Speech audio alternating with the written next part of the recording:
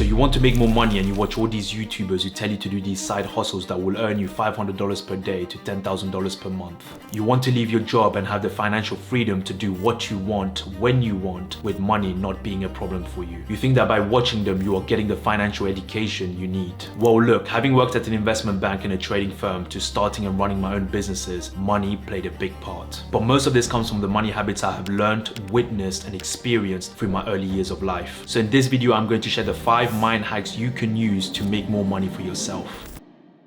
These are mind hacks that I have implemented in my life that allow me to leave the corporate world to go and start running my own education business to the point that I did not need to go back to a 9-to-5 job and have not done so for the past 6 years. The first step is to get emotional about saving money. There was a time when I made some expensive purchases on clothes. I was really excited about it. The thought of having those items made me feel more happy than the actual buying of the items, if that makes sense. And for the first couple of days, I felt good. It felt great wearing those clothes. But if I tell you the honest truth, after a week or two, the emotional high that I had at the beginning completely went down. I didn't feel anything. I completely forgot about it. It just became another clothes that I was wearing. And that's when I realized that I don't need to be making expensive purchases just for the sake of making purchases because of what my emotional state is saying. If I'm able to remove my emotional state from the actual purchase of the item, I will be able to logically and rationally understand that this item is not going to bring me any sort of practical value to my life.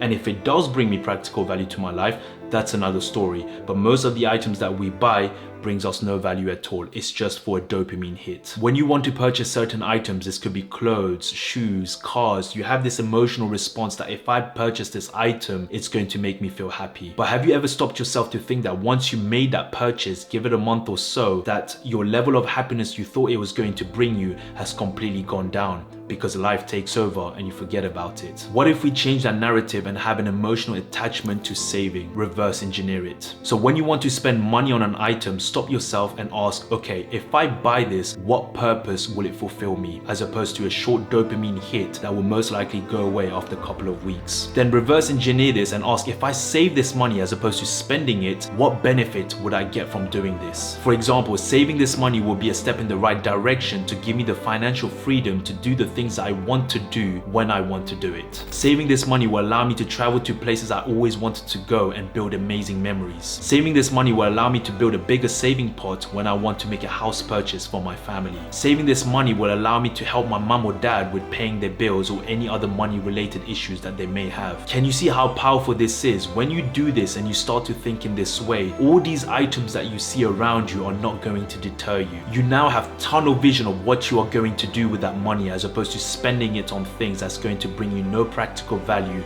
to your life. The second step is to think in terms of hours worked. There was a time in my early years when I was making about £5 an hour or $6 an hour, and there was this item, this tech item that I wanted to buy. It was going for £50. Now, when I wanted to make the purchase, I thought to myself, okay, hold up. If I'm going to buy this, I'm going to have to work 10 hours to make this purchase. Am I okay with this? Am I comfortable with this? Is this necessary? And the honest answer was no, it was not needed. I did not need it. It was just something that I wanted to get for a dopamine hit. But I know that 2 weeks, 3 weeks down the line, I'm not going to think much about it. But the aspect of having to work 10 hours and put 10 hours of my time just to get this item, I didn't feel comfortable with this. I didn't feel that it was a good return on investment. Now, of course, I'm not saying don't buy items and be so frugal, but there is a time and place to be this frugal. If you're able to look at money in terms of the number of hours you need to work to earn that certain amount, it will make you think twice about spending that money on items that bring you no value. Most people don't even think like this, and that is why they are in so much debt in the end. You are at a different stage of your life compared to the next person. If you are struggling for money and hardly have any money saved up, frugality in this instance is going to help you a lot. But if you have the money and spending it is not going to make that much of a dent to your bank account, then that's a different story. You have to be able to understand what position you're in and pivot on that. Don't look at what others are doing. Do what you need to do to make it work for you. The third step is to make saving a habit. The people you see that are successful, they are successful for a reason. It's because of the habits they formed for years and years, not months, years. Habits is what differentiates this. It's not the goal, it's the doing of the goal, the habit that makes the difference. The habit is the goal. When money was coming in, I would be saving most of it in a savings account. I would be quite frugal in how I went about spending it because I understood that I was just starting up and it did not make sense for me to buy things that bring me no value. Is it going to take me 5 steps forward?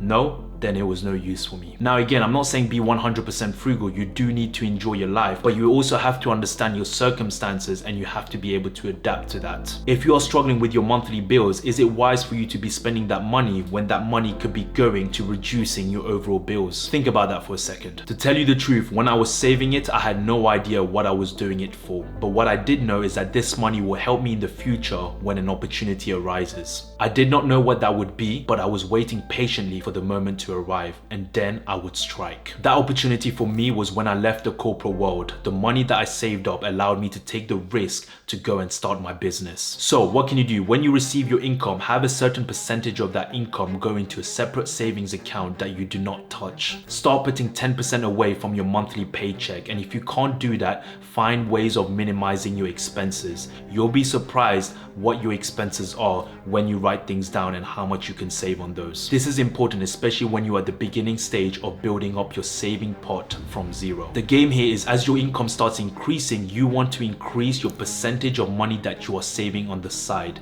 It's a proportion game. As you start doing this on a monthly basis and see your overall cash savings increase, you will start to enjoy it. But not only will you start to enjoy it, you will also build the habit of wanting to save the money as opposed to just spending it and money being wasted. And as you start building your saving pot, you will then have enough money to then make investments that will give you a better return. The fourth step is to sleep on it. Now this relates to the first step in that when we see an item that makes us feel emotional, we think that by buying that item, it's gonna make us feel better. It's going to make us feel more happy, more fulfilled.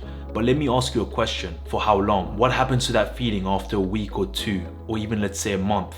Would you still feel the same way?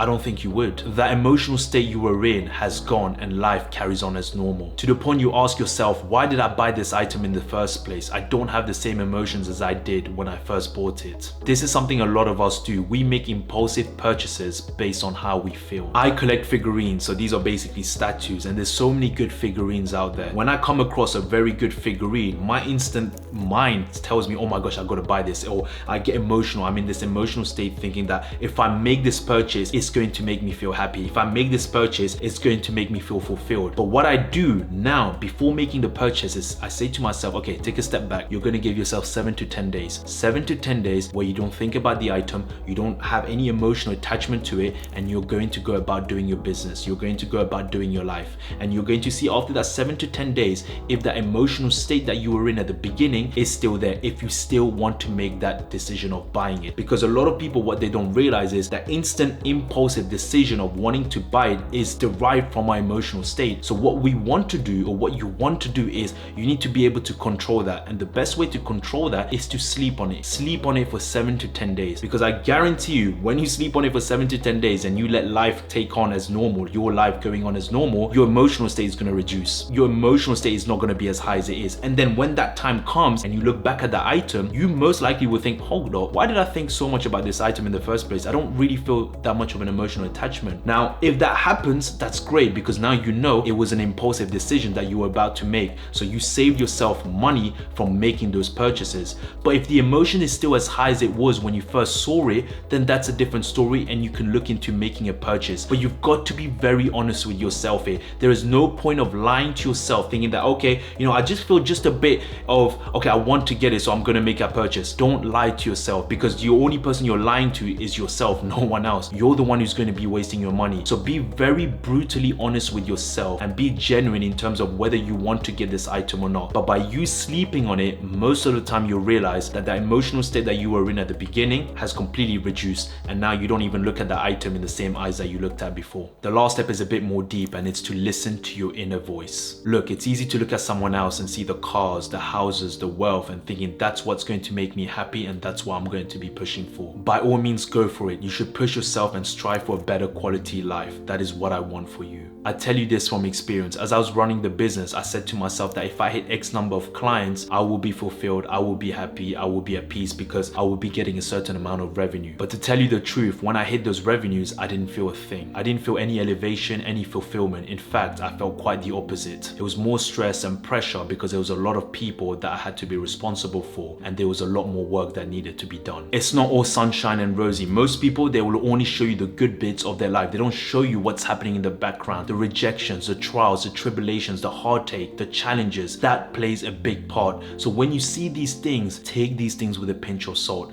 Of course, by all means, you should still be striving to reach those goals. You should still keep pushing yourself to keep increasing your levels and your character. But in doing so, try and enjoy the journey. Try and enjoy the process, because I'm telling you this from experience, trying to just think that the goal is what's going to make you happy, you are going to be feeling disappointed. But if you change that mindset now and say, you know what, I'm going to enjoy my day-to-day activities, my daily habits in reaching that goal, you will have a far more fulfilling life than just reaching the goal itself. And when you're able to do that, you will be more at peace and you will not need to look at anyone else and what they're doing. Peace.